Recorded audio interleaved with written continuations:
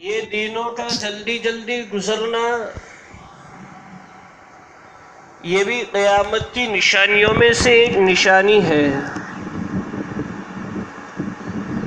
کہ جب قیامت قریب آ جائے گی تو یہ سال مہینوں کی طرح گزرنے لگیں گے، مہینے ہفتوں کی طرح گزرنے لگیں گے، ہفتے دن کی طرح گزرنے لگیں گے، اور دن گھنٹوں کی طرح گزرنے لگیں گے، اور گھنٹے منٹوں کی طرح گزرنے لگیں گے۔ رمضان المبارک کے دن ایسے ہی گزر گئے، ہمیں کچھ احساس ہی نہیں ہوا، کچھ پتہ ہی نہیں ہوا۔ رمضان المبارک کے اختتام پر، رمضان المبارک کے ختم ہونے پر، رمضان المبارک کے انوار اور برکات سے مستفیض ہونے کے لیے اللہ تبارک و تعالی نے ہمیں خوشی کا دن نصیب فرمایا ہے، اور ہمیں عید الفطر کا دن نصیب فرمایا ہے۔ عید یہ عود سے ہے، اور عود کا معنی آتا ہے لوٹنا، اور چونکہ عید ہر سال آتی ہے اس لیے عید کو عید کہا جاتا ہے، اور چونکہ رمضان المبارک کے روزے رکھنے کے بعد اس دن افطار کیا جاتا ہے، روزہ نہیں رکھا جاتا ہے، اس لیے اس دن کو عید الفطر کہتے ہیں۔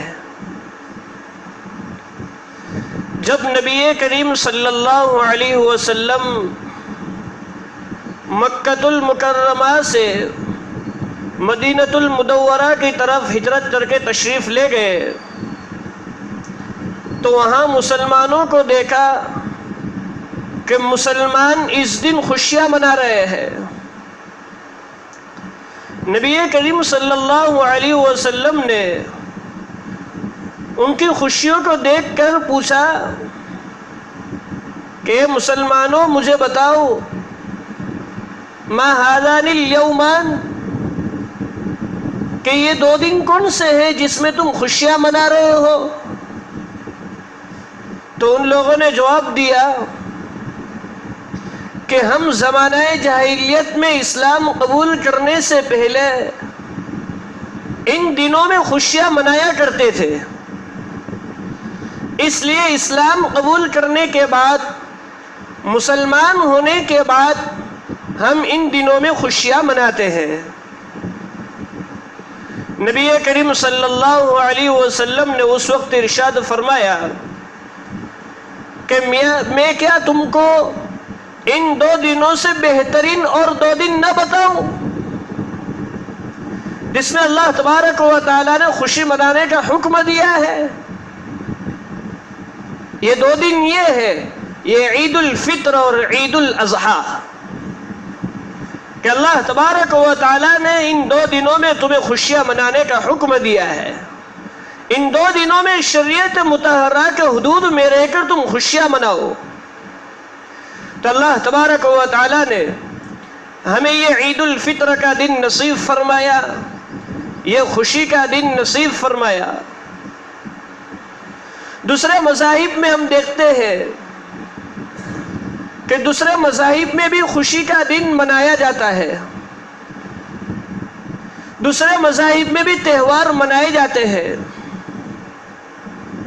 اور دوسرے مذاہب میں جو خوشی کا دن منایا جاتا ہے، دوسرے مذاہب میں جو تہوار منایا جاتا ہے وہ کسی واقعے کی یادگار میں منایا جاتا ہے،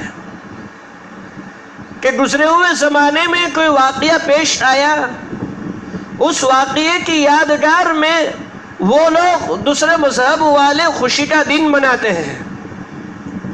لیکن اسلام نے جو دو عیدیں مقرر کی ہے وہ کسی واقعے کی یادگار میں مقرر نہیں کی،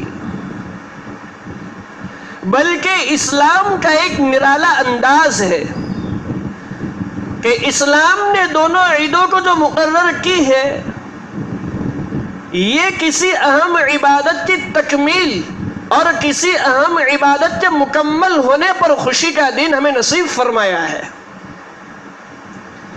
ہمیں عید الفطر کا دن دیکھیں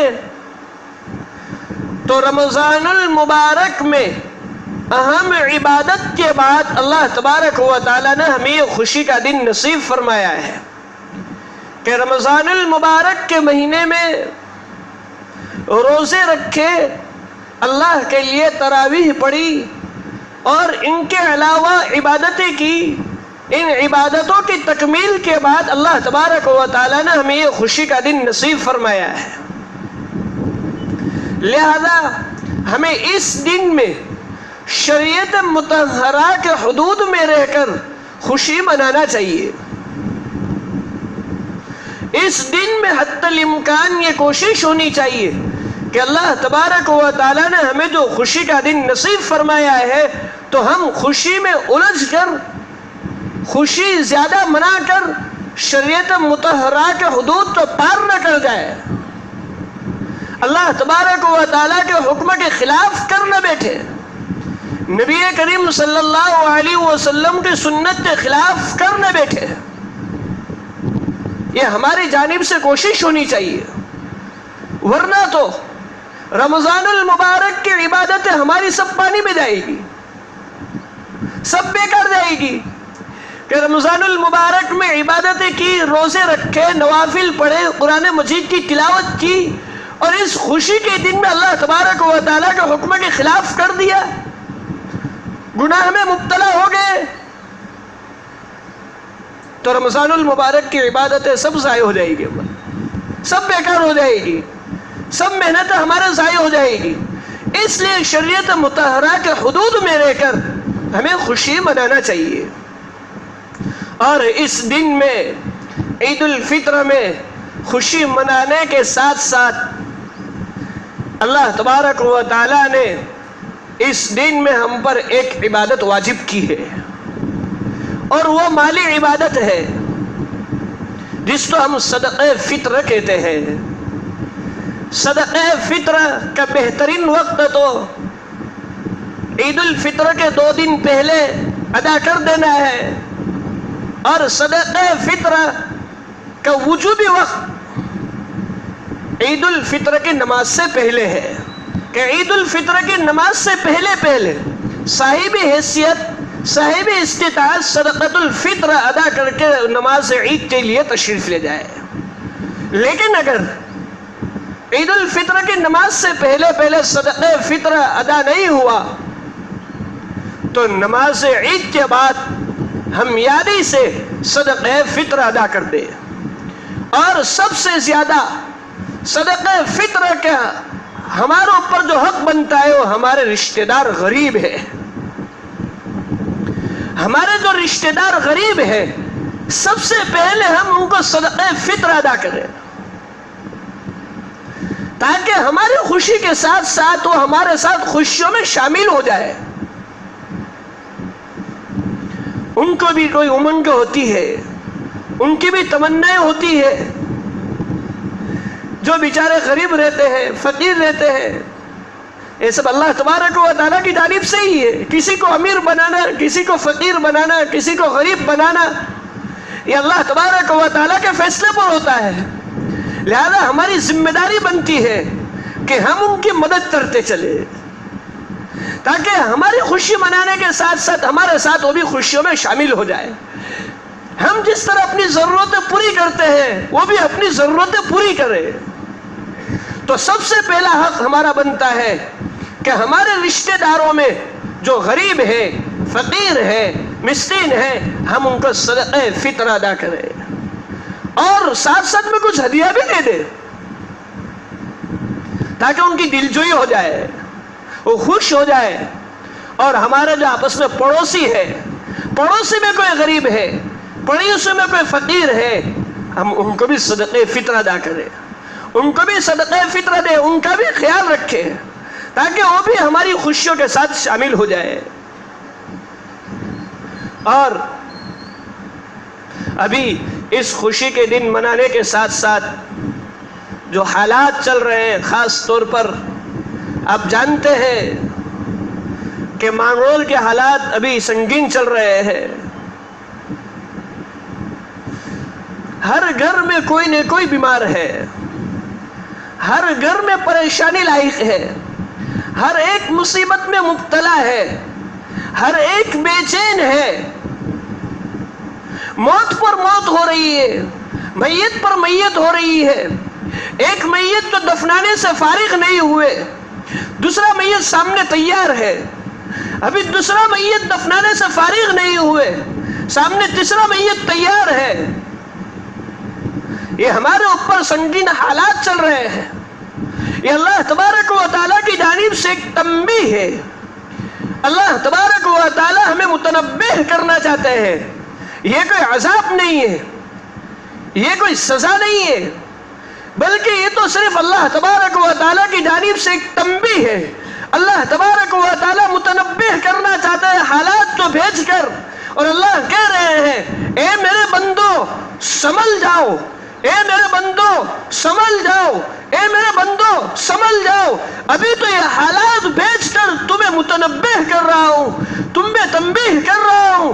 تم سدھر جاؤ، سنور جاؤ، اپنی زندگی کو اللہ تبارک و تعالیٰ کے حکم کے مطابق بنا لو، اپنی زندگی کو نبی کریم صلی اللہ علیہ وسلم کے سنت طریقے کے مطابق بنا لو. یہ اللہ تبارک و تعالیٰ صرف ہم پر تنبیہ کر رہے ہیں. لہذا ان حالات کو دیکھ کر